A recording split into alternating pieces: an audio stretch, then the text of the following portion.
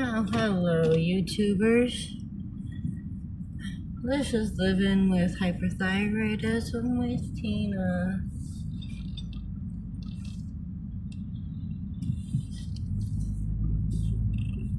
I'm just in my car. I had to give a relative a ride to work.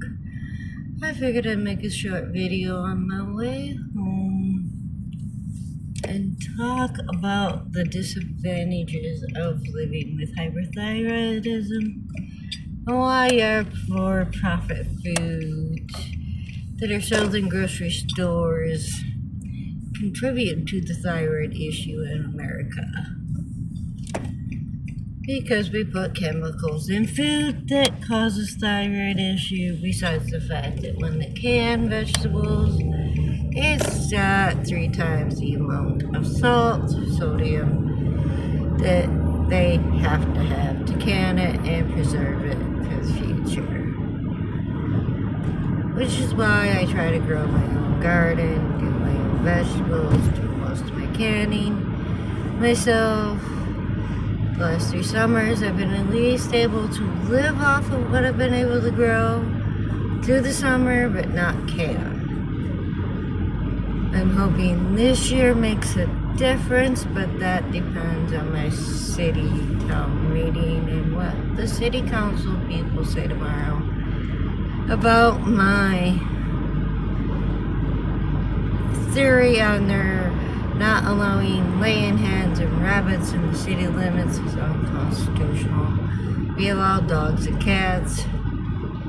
They try to dictate how many animals you can have in the city, which is basically telling me what I can choose as my private property and how much I can have as my private property, which is ridiculous.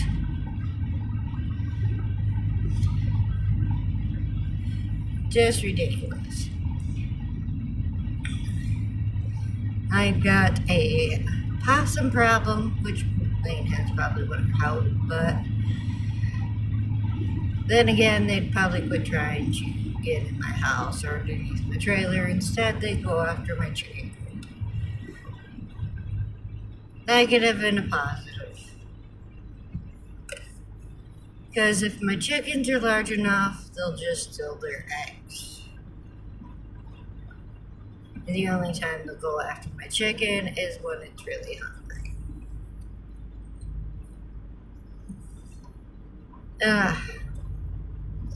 Sorry about the lighting.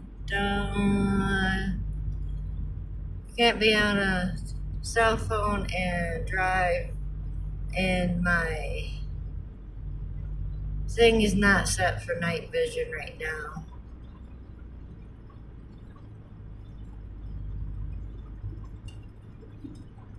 So you'll have to deal with this shitty lighting. It's getting dark up here. It's almost 9:30, going on 10 o'clock at night. But this living with hypothyroidism is an emotional roller coaster for anybody that's ever dealt with it. Your thyroid gland in your neck produces all hormones for every organ in your body.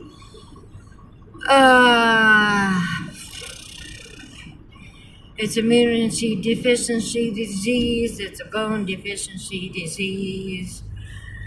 So if you break a bone or crack a bone, it takes you longer to heal, longer to get through it.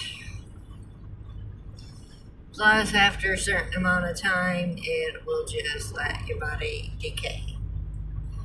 In order to kind of control it,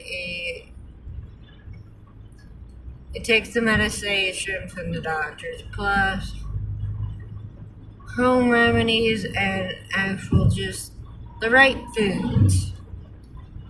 When they say stay away from salt, they're not joking. Sad thing is everything that they sell in grocery store has salt in it, large amounts of salt. Hence, growing yourself your own food. And then besides the fact that the red dye they put in me is a thyroid problem chemical. They put ingredients in bread that causes thyroid issues. Any red dye food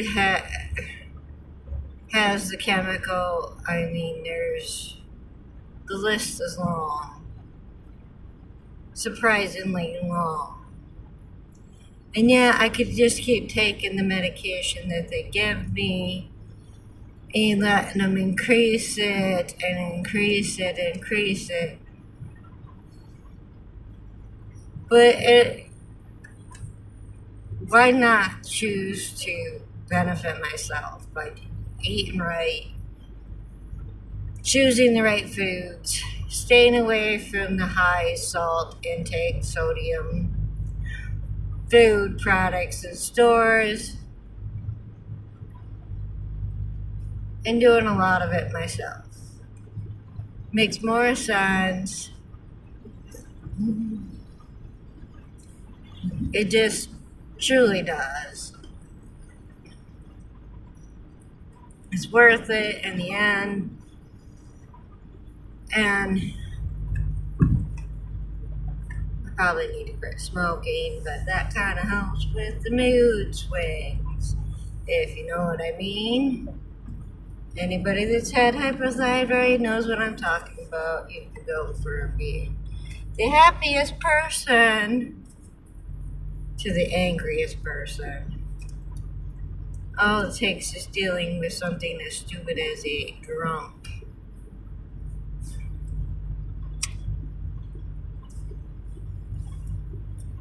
Who sits there and repeats themselves or does the stupidest things to irritate you. Easily. You just gotta learn to sometimes opening your mouth and saying your opinion is not the smartest idea. There's a time and place for everything. And as I remind myself, karma always comes back to the people that deserve it. Even the Bible says it. That people probably don't realize. That's partly why it's made it so I can actually deal with my thyroid a little better. There's over 170 Bible verses that teaches you to control your emotions,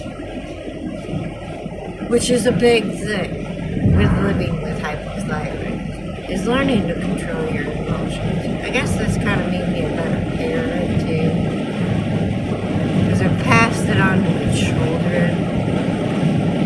You need to learn to control your emotions.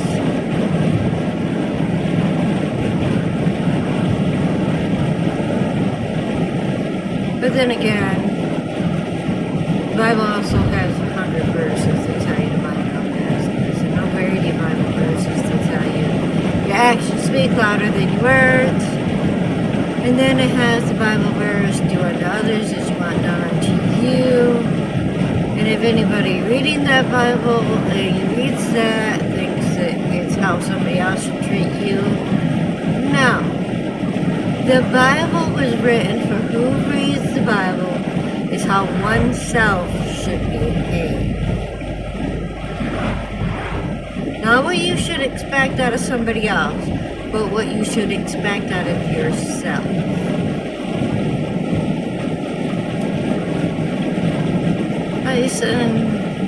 Not a lot of people get that nowadays. I'm about home and I'm going to cut this off here real soon. But I just wanted to get on here and my mind to go. We have to live with our emotions and letting the emotions get the best of us doesn't fix anything. Yeah, roll through some of them. You feel like crying, cry. You feel like screaming, scream. You feel like throwing something, well, go outside and throw something. Just don't hurt anybody. Pick an abject obit object to throw at, or to swing at, or whatever you choose. But make for sure it's already dead or just something that's not ever been alive in the first place. Have a great day, everybody.